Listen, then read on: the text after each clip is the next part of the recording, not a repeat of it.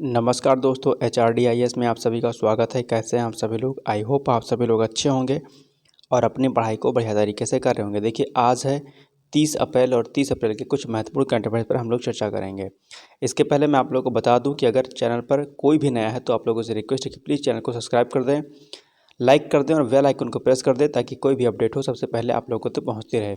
इसके अलावा मैं आपको बताना चाहता हूँ कि जो डेली करंट अफेयर्स आपको प्रोवाइड कराया जाता है, ये दरअसल आपके UPPCS, RO और अन्य राज्य लोक सेवा आयोग के साथ साथ में जितने भी वनडे एग्जाम होते हैं, जैसे वो CUET हो गया, UPSSC PET हो गया और अन्य जो भी एक दिवसीय परीक्षाएं होती हैं, उन सभी एग्जाम्स के लिए ये करंट अफेयर्स आपका लाभकारी होता है।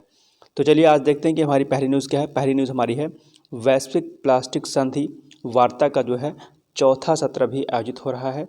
तो आइए देखते हैं इसके बारे में क्या क्या पॉइंट्स दिए गए हैं कि समुद्री पर्यावरण व प्लास्टिक प्रदूषण पर रोकथाम हेतु एक अंतर्राष्ट्रीय कानूनी रूप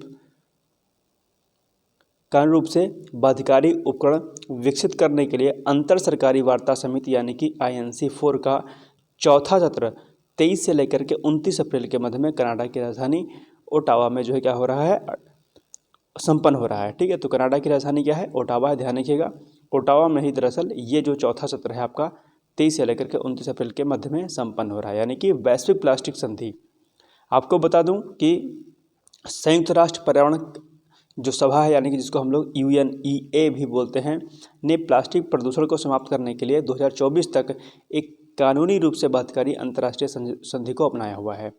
तो ये जो पर्यावरण प्रदूषण होता है, वो चाहे वो समुद्री पर्यावरण प्रदूषण हो और चाहे वो प्लास्टिक पर्यावरणीय प्रदूषण हो, इससे निपटने के लिए जो है काफ़ी कुछ प्रयास अंतर्राष्ट्रीय स्तर पर किए जा रहे हैं। और आपके मुख्य परीक्षा के लिए प्रश्न यहाँ से बन सकता है कि अंतर्राष्ट्रीय स्तर पर किस प्रकार से समुद्री प्रदूषण को रोकने के लिए या प्लास्टिक प्रदूषण को रोकने के लिए क्या कुछ प्रयास किए जा रहे हैं। ठीक है, तो ये पॉइंट ध्यान रखिएगा। चलिए नेक्स्ट है, T20 विश्व कप 2024 का ब्रांड एम्बेसडर अभी हाल ही में नियुक्त किया गया है। किसे नियुक्त किया गया है? तो दरअसल ICC द्वारा युवराज सिंह को ICC पुरुष T20 विश्व कप 2024 के लिए एम्बेसडर नियुक्त किया गया है। ध्यान रखिएगा, T20 विश्व कप की अगर हम लोग बात करते हैं तो जून 2024 में ये आयोजित होगा।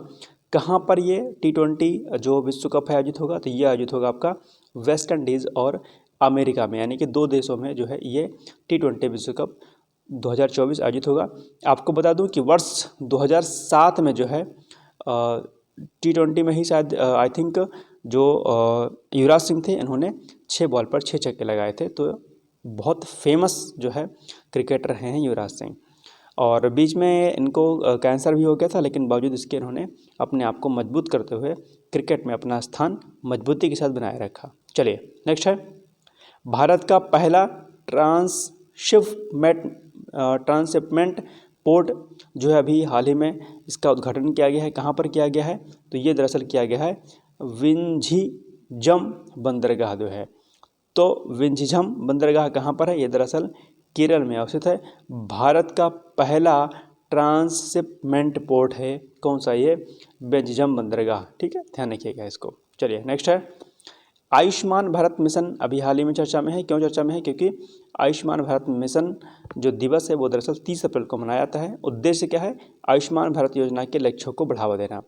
आयुष्मान भारत योजना की अगर हम लोग शुरुआत की बात कर रहे हैं तो ये दरअसल वर्ष 2018 में इसकी शुरुआत हुई थी। और साथ ही साथ मैं आपको बता दूं कि विश्व की सबसे बड़ी जो है योजनाओं में आपका आयुष्मान भारत योजना शामिल है, जिसमें केंद्र सरकार जो है वित्त पोषित है, राज्यों का हिस्सा भी कुछ कुछ रहता है। ठीक है, चलिए ध्यान रखिएगा। नेक्स्ट है, विश्व पृथ्वी दिवस अभी हाल ही मनाया गया। ये करंट अफेयर छूट गया था मुझसे, तो आज मैंने इसको करा दिया है। तो 22 अप्रैल को दरअसल विश्व पृथ्वी दिवस यानी कि वर्ल्ड अर्थ डे मनाया जाता है।